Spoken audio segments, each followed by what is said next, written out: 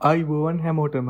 ඉතින් අද අපි අරගෙන ඇවිල්ලා තියෙන්නේ පුරාවිද්‍යා දෙපාර්තමේන්තුවේ දිවයින පුරා පවතින පුරාවිද්‍යා ස්ථානවල දැනට පුරප්පාඩු පවතින ප්‍රාථමික මට්ටමේ ශිල්පිය නොවන පුරාවිද්‍යා සහායක තුන්වන ශ්‍රේණිය සහ මුරකරු තුන්වන ශ්‍රේණියේ තනතුරු සඳහා විවෘත පදනම මත බදවා ගැනීම අයදුම්පත් කැඳවනවා කියලා ඔබව දැනුවත් කරන්න. ඉතින් මුලින්ම සඳහන් කරන්න ඕන පළවෙනි තනතුර තමයි පුරාවිද්‍යා සහායක තුන්වන ශ්‍රේණිය.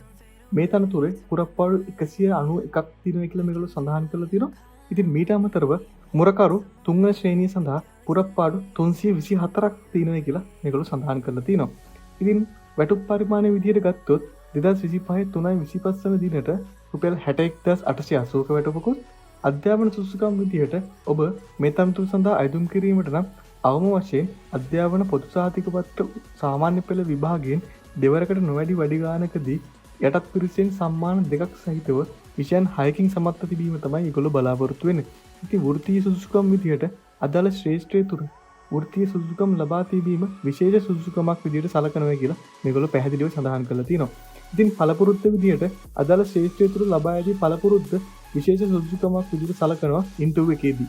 ඉතින් මේ තනතුර සඳහා අයදුම් කිරීමට ඔබ කායික සුසුකම් විදිහට සෑම අපේක්ෂකයෙකුම ශ්‍රී ලංකාවේ ඕනෑම ප්‍රදේශයක සේවය කිරීමටත් තනතුරේ රාජකාරී ඉටු කිරීම නම් ප්‍රමාණවත් ශාරීරික මානසික යෝග්‍යතාවයෙන් යුක්ත වෙන්න ඕන කියලා මේගොල්ලෝ සඳහන් කරලා තියෙනවා.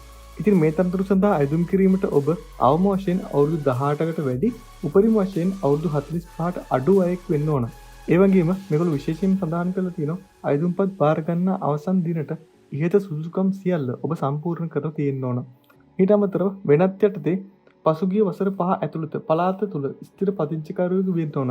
ග්‍රාම නිලධාරී සහතිකයක් ඔබ ඉදිරිපත් කරලා මේ සනාථ කරන්න ඕනේ කියලා මේක සඳහන් කරලා තියෙනවා. අයදුම්කරු විශිෂ්ට චරිතයකින් යුක්ත වෙන්න ඕන. ඊට අමතරව තනතුරට බඳවා ගැනීම සඳහා වන ඉහත සුසුකම් අයදුම්පත් කැඳවීම නිවේදනයේ සඳහන් කරනු ලබන දිනට සෑම ආකාරයෙන්ම සම්පූර්ණ කරලා තියෙන්න ඕනේ කියලා මේගොල්ලෝ සඳහන් කරලා තියෙනවා. හරි. අපි දැන් බලමු කොහොමද මේ තනතුර සඳහා අයදුම් කරන්න කියලා. ඉතින් මේ තනතුර සඳහා ඔබ උනන්දුවක් දක්වනවා නම් පුරාවිද්‍යා දෙපාර්තමේන්තුවේ වෙබ් අඩවියට පැමිණ වැඩිදියුණු තොරතුරු සහ ආදර්ශ අයදුම් පත්‍රය බාගත කරගත හැකි අතර නිවැරදි ලෙස සම්පූර්ණ කරන ද අයදුම් පත්‍රය 2026 7 වෙනි මාසයේ 6 වෙනිදා දිනට පෙර ලියාපදිංචි තැපෑලෙක් එවන්න කියලා තමයි මේගොල්ලෝ සඳහන් කරලා තියෙන්නේ. ඉතින් මම මේ ලින්ක්ස් ඔක්කොම පල්ලේ ඩිස්ක්‍රිප්ෂන් එකේ දාලා තියන්නම්. එතකොට ඔයාලට පහසුවෙන් ඒ ලින්ක්ස් වලින් ගිහිල්ලා මේ වෙබ්සයිට් එකට මේ පුරාවිද්‍යා දෙපාර්තමේන්තුවේ වෙබ්සයිට් එකට ගිහිල්ලා ඇප්ලිකේෂන් ඩවුන්ලෝඩ් කරලා පුරව ගන්න පුළුවන්. හරි. ඊට පස්සේ ඒගොල්ලෝ සඳහන් කරලා තියෙනවා ඉහත අවශ්‍යතාවයන්ට අනුකූල නොවන අයදුම්පත් අසම්පූර්ණ අයදුම්පත් හා අවසන් දිනට පසුව ලැබෙන අයදුම්පත් කිසිදු දැනුම් දීමකින් තොරව ප්‍රතික්ෂේප කරනු ලැබේ කියලා. ඕනෑම ආකාරයක බලපෑම් කිරීමක් නුසුසුකමක් ලෙස සලකන අතර සම්මුඛ පරීක්ෂණ මණ්ඩලයේ තීරණය අවසන් තීරණය වෙනවා කියලා මේගොල්ලෝ සඳහන් කරලා තියෙනවා. ඉතින් ඔබ අයදුම්පත්‍ර එවනකොට අයදුම්පත්‍ර බහලන ලිපියේ වම්පස ඉහළ කෙළවරේ පුරාවිද්‍යා දෙපාර්තමේන්තුවේ පාර්ලිමේන්තු මට්ටමේ ශිල්පිය නොවන පුරාවිද්‍යා සහායක හෝ මුරකරු 3 යන තනතුරු සඳහා විවෘත පදනම මත බඳවා ගැනීම 2026 ලෙස සඳහන් කරලා එවන්න කියලා මේගොල්ලෝ සඳහන් කරලා තියෙනවා. ඉතින් මේ තනතුරු සඳහා ක්ලෝසින් ඩේට් එක වෙන්නේ මම කලින් කිව්වා වගේ 2026 7 වෙනි මාසේ 6. එදිනට පෙර මෙන්න මේ ඇඩ්‍රස් එකට ඔයාගේ ඇප්ලිකේෂන් යවන්න තමයි තියෙන්නේ. ඉතින් ඔබ අයදුම් පත්‍ර එවිය යුතු ලිපිනය වන්නේ පුරාවිද්‍යා අධ්‍යක්ෂක ජෙනරාල් පුරාවිද්‍යා දෙපාර්තමේන්තුව තැවැල් පෙට්ටිය අංක 532 ශ්‍රීමත් මාක්ස් ප්‍රනන්දු මාවත කොළඹ 7.